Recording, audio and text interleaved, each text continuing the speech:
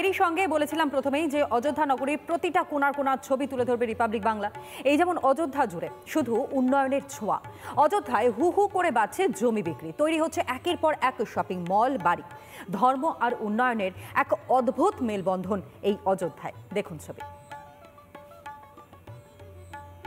এই যে রাস্তা, 1 lane, 2 lane, 3 lane, 4 lane, 5 lane, 6 lane এবং দুদিকে দুটো সার্ভিস লেন, অর্থাৎ এই 8 লেনের যে রাস্তা, এই রাস্তাটা বাংলার মাথা ভাঙায় কি আমরা কল্পনা করতে পারি?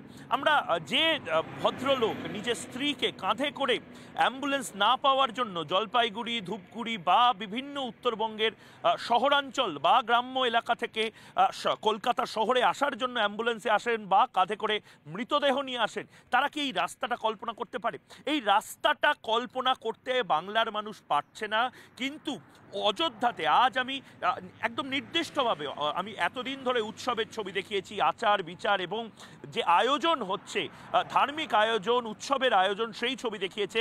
কিন্তু আমি আজ একেবারে এক্সপ্রেসওয়ের ছবি দেখাচ্ছি। এই যে জায়গা, এই জায়গাগুলো আঁখ ক্ষেত ছিল।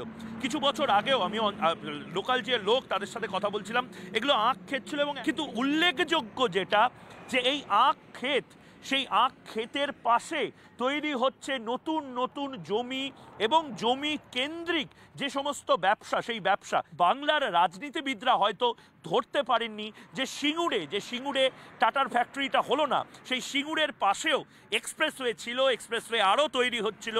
সিঙ্গুরকে কেন্দ্র করে একটা বিশাল শহরাঞ্চল তৈরি হচ্ছিল, যেটা এই মুহূর্তে অযোধ্যায় হচ্ছে। অযোধ্যা কিন্তু কোনোদিন লখনৌর মতন গ্ল্যামারাস ছিল না।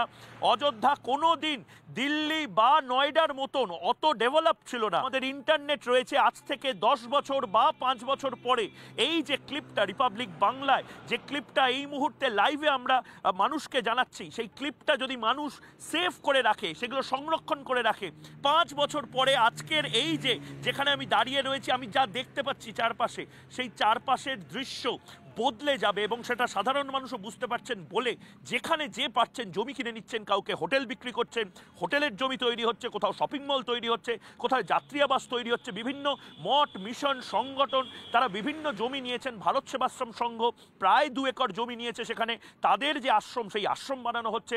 বিভিন্ন সংগঠনের পক্ষ থেকে জমি নেওয়া হয়েছে। এমনকি মহারাষ্ট্র সরকারের মতন বিভিন্ন রাজ্য সরকার তারা নিজের যাত্রী আবাস বা বঙ্গভবন যেভাবে দিল্লিতে আছে, ঠিক সেভাবে মহারাষ্ট্র ভবন, উত্তরপ্রদেশ ভবন, হরিয়ানা ভবন, সেই সমস্ত কিছুর জন্য জমি, হু হু করে জমি বিক্রি হচ্ছে। এই জমিগুলো বিক্রি শুধু হচ্ছে না, তার সাথে সাথে রোজগার বাড়ছে, কর্মসংস্থান বাড়ছে। সাধারণভাবে গ্রাম্য এলাকা, আবারও বলছি, গ্রাম্য এলাকায় এই রাস্তা দেখে মনে হবে আমি দুর্গাপুর এক্সপ্রেসওয়েতে দাঁড়িয়ে আছি, দেখে মনে হবে আমি হয়তো খুব জাঁকজমকপূর্ণ কোনো একটা মাল্টিসিটির এক্সপ্রেসওয়েতে দাঁড়িয়ে আছি। আসলে আমি দাঁড়িয়ে রয়েছি একেবারে বস্তি থেকে অযোধ্যার মাঝে যে এক্সপ্রেসওয়ে, সেই এক্সপ্রেসওয়েতে, যেটা যে কোনো মুহূর্তে আমাদের পালশিট হতে পারে বা মাথা ভাঙা হতে পারে বা অন্য কোনো জায়গা হতে পারে।